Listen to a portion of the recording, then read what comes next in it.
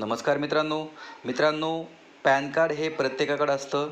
आर्थिक व्यवहाराशी सर्वात महत्त्वाचा दस्तऐवज म्हणजे पॅन कार्ड आहे.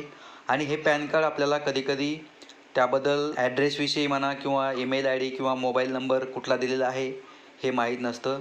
पॅन कार्डवर कुठल्याही प्रकारचा ॲड्रेस नसतो. हा ॲड्रेस आपण ऑनलाईन पाहू शकतो आणि या ॲड्रेसमध्ये दुरुस्ती करू शकतो. ईमेल आय डी दुरुस्ती करू शकतो. त्यानंतर मोबाईल नंबरसुद्धा या ठिकाणी ॲड करू शकतो किंवा दुरुस्त करू शकतो. तर मित्रांनो, आज आपण या व्हिडिओमध्ये पॅन कार्ड दुरुस्त कसं करायचं तेही अगदी फ्रीमध्ये आणि घर बसल्या आपल्या मोबाईलवर हे पाहणार आहोत. तत्पूर्वी तुम्ही जर चॅनलवर नवीन आला असाल तर चॅनलला सबस्क्राईब करा. चला तर मग व्हिडिओला सुरुवात करूया. तर सर्वप्रथम तुम्हाला गुगलवर येऊन इथे टाईप करायचं आहे www.onlineservice.nsdl.com असं सर्च केल्यानंतर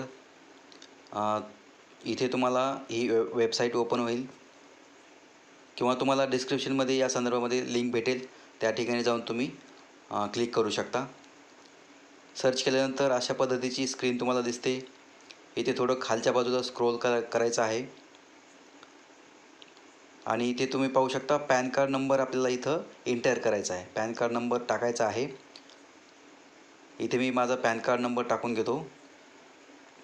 अशा पद्धतीने पॅन कार्ड नंबर व्यवस्थित न चुकता या ठिकाणी टाकायचा आहे आणि खालच्या बाजूला आधार क्रमांक टाकायचा आपला. या दोन्ही गोष्टी व्यवस्थित टाकायच्या आहेत आणि त्यानंतर आपली जन्मतारीख या ठिकाणी टाकायची आहे. महिना सिलेक्ट करायचा आहे आणि आपलं इसवी सन पुढे सिलेक्ट करायचं आहे आणि जो बॉक्स दिसतो तो त्या बॉक्समध्ये क्लिक करायचा आहे. त्यानंतर खाली स्क्रोल केल्यानंतर बघा या ठिकाणी आय एम नॉट रोबोट या बॉक्समध्ये टिक करायचे आहे. त्यानंतर राईट टिक येईल. त्यानंतर सबमिट बटनाला क्लिक करायचं आहे.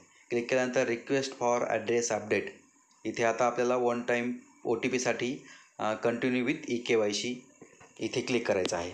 असं केल्यानंतर आपल्या फोनवर OTP येईल. तो OTP आपल्याला या ठिकाणी टाकायचा आहे.